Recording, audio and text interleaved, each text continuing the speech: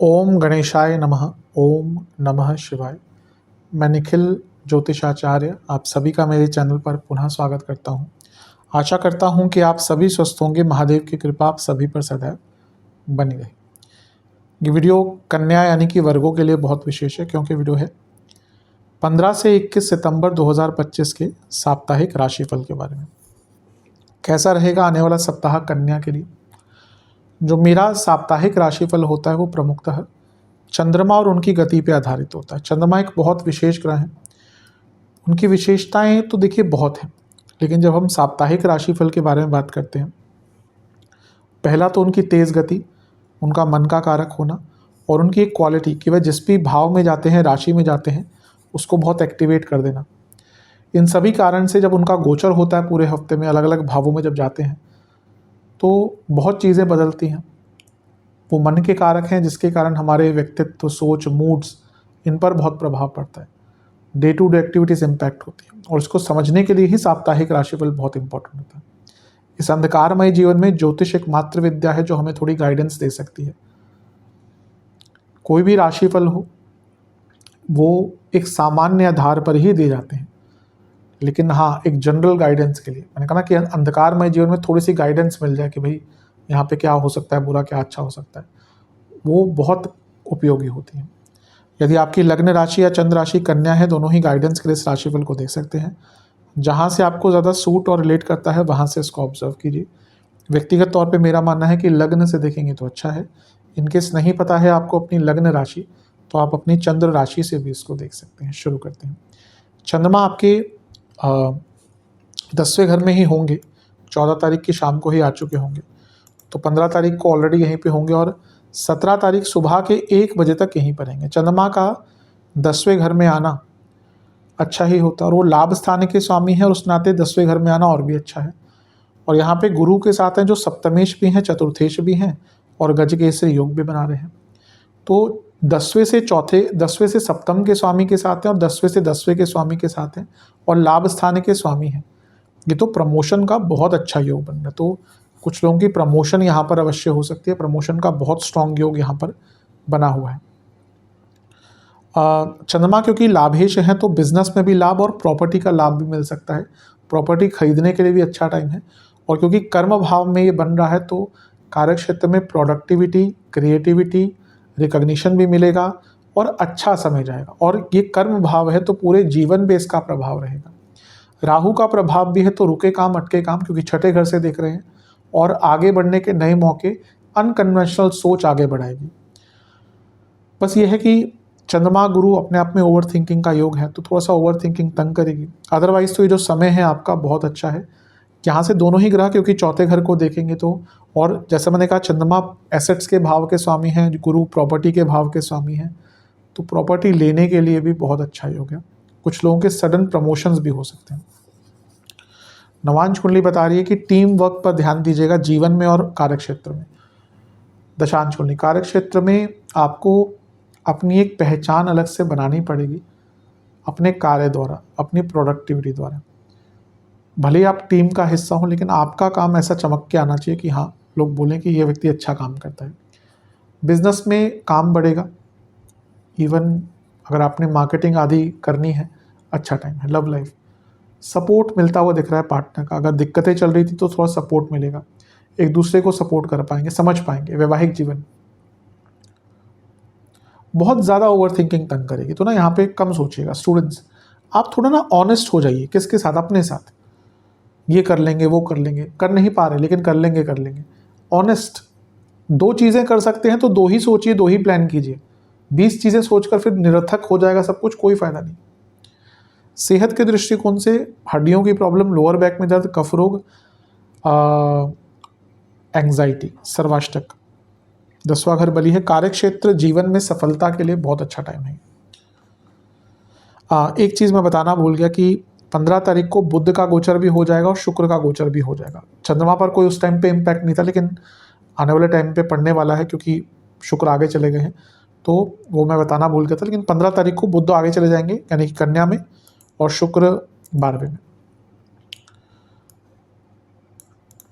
17 तारीख को सुबह के 1 बजे चंद्रमा आ जाएंगे आपके लाभ स्थान में, यानी कि स्वयं की राशि में, और 19 तारीख सुबह के 8 तक यहीं पर रहेंगे। इसी दिन सूर्य का गोचर भी होगा और वो आपके लग्न में आकर विराजमान हो जाएंगे।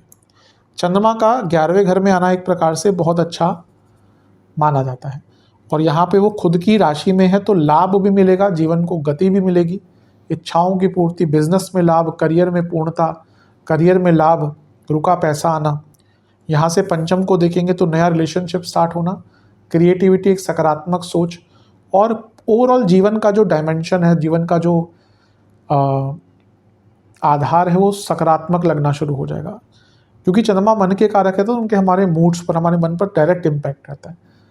कोई काम बहुत अटक रहा था वो यहाँ पे आपका पूर्ण हो सकता है, आगे बढ़ने के भरपूर मौके मिलेंगे। नवांश कुंडली बहुत अच्छा टाइम है, बस किसी बड़े की बात सुनिएगा, कुछ बड़ा कदम उठाने से पहले किसी बड़े से बातचीत कर लीजिएगा। बड़ा वो उम्र में भी हो सकता है, एक्सपीरियंस में भी हो सकता है, नॉलेज में भी हो सकता है। दशांश कुंडली कार्य क्षेत्र में बहुत अच्छा टाइम है, कुछ लाभ मिलेगा, रिकॉग्निशन मिलेगा। बिजनेस में ना पहले अपनी गलतियों को मानिए। आप आगे बढ़े जा रहे हैं लेकिन गलतियों को छुपाए जा रहे हैं, प्रॉब्लम होगी। लव लाइफ कम बोलिएगा लेकिन ग्रेसफुली, ग्रेस रहना चाहिए आपकी बातों में, बहुत काम आता है। वैवाहिक जीवन बहुत ज़्यादा मैनिपुलेटिव मत बनिए, ऐसा लग रहा है चीज़ों को बहुत मैनिपुलेट करके बोल रहे हैं। शॉर्ट टर्म में काम कर सकता है, लॉन्ग टर्म में नहीं। स्टूडेंट्स बहुत अच्छा टाइम है, कुछ नया करने को मिलेगा, सीखने को मिलेगा। सेहत 10वां घर सेहत के हिसाब से आपको कफ रोग, पेट के रोग और नसों की प्रॉब्लम। सर्वाष्टक में 10वां घर फिर से बली है। कार्य क्षेत्र में कुछ अच्छी न्यूज़ आ सकती है और जीवन में कई आपके कार्य यहाँ पर पूर्ण होंगे। अच्छा टाइम है बहुत। 19 तारीख सुबह के 8 बजे चंद्रमा राशि बदलेंगे और आपके 12वें घर पे आ रहे हैं। यहाँ से थोड़ी सी प्रॉब्लम स्टार्ट होगी।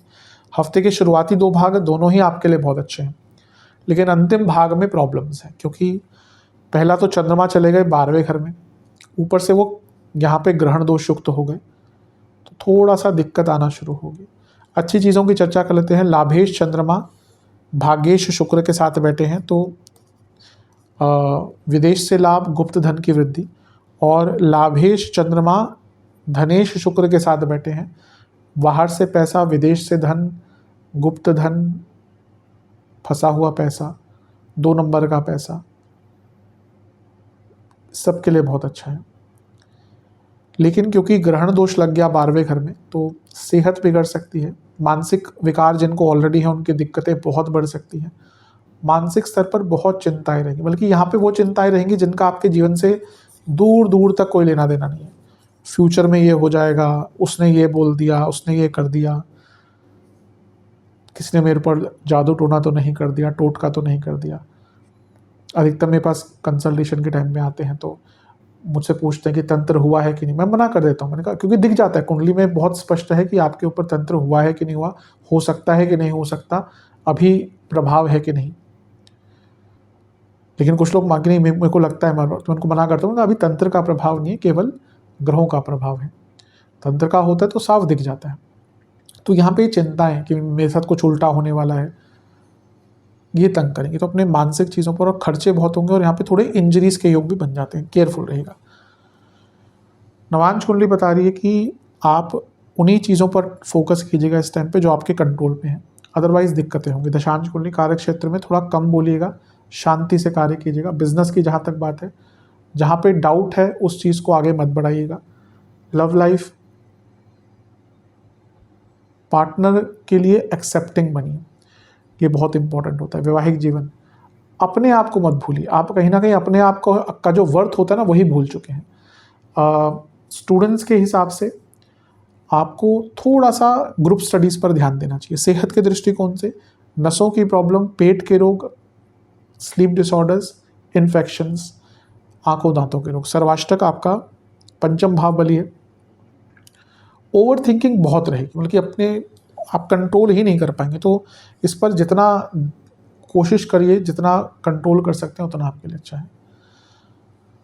उपाय के दृष्टिकोण से ओम वक्रतुंडाय नमः मंत्र का 21 बार जाप करके गणपति जी को मिश्री का भोग लगाइए।